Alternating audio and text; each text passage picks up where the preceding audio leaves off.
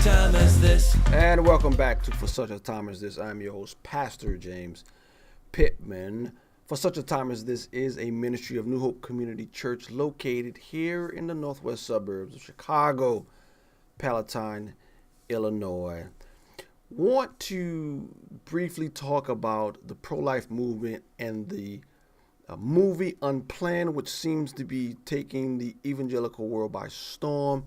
Here in the state of Illinois, there's a big brouhaha about not only this movie, but the pro-life movement and educating lawmakers, which I found out most lawmakers, at least in the state of Illinois, there's a sense to where they don't truly understand what a second trimester abortion is. But I want to play the clip to this movie. Hopefully I am going to see it this weekend and encourage other people to see it. And then after that, I want to talk about an aspect of the pro-life movement that seems to have gone dormant. Let's look at the clip. Abby Johnson is in the other room. Here. Our first order of business is to present Planned Parenthood's Employee of the Year Award. Abby Johnson.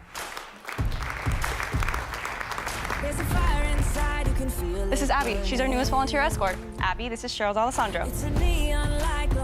I'd be the youngest director in Planned Parenthood history. You'll actually be in charge of the abortions at your clinic? I have a chance to make a real difference.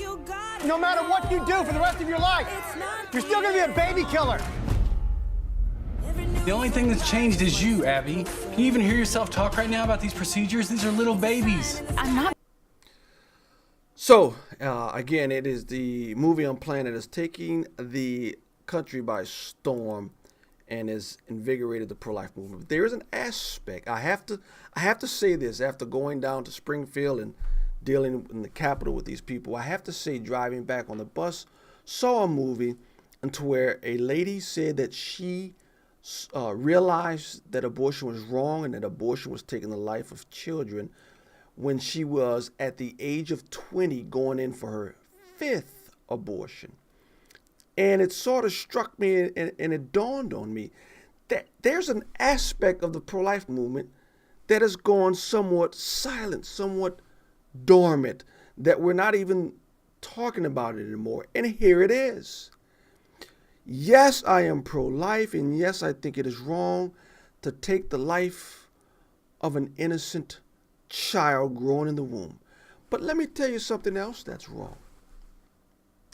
The act that implanted the child in the womb itself outside of marriage.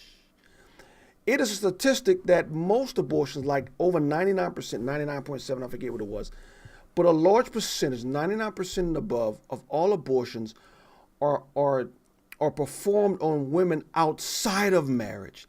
It is an unplanned pregnancy. It is an unwanted child. But there was sin how you got there in the first place. You see, in our society, we pass out condoms and birth control to children in high school because we think they're no greater than animals. When a dog is in heat, a dog does what a dog does. We're not animals. And the forgotten part of the pro-life movement is we can save a whole bunch of lives if we stop fornicating, stop having sex out of marriage. Yes, I feel for the women who find themselves in a difficult situation and even consider abortion. But you know what? The preaching of the gospel and the standards and the commandments of God's word to men and to women who faithfully communicate God's truth to people, here's a truth that also needs to go hand in hand with the pro-life movement and the saving of children from abortion clinics. Stop having sex outside of marriage. It's fornication. It's sin. And can you imagine the lives that will be saved if the preaching of the gospel encouraged young people and people who aren't married to simply stop fornicating? Don't hear that message too much anymore. But I'm here to say it. I think as we go forward in the pro-life movement and we say, yes, taking the life of an innocent child is sin, But guess what? Fornication is still a sin. And please honor God with your body.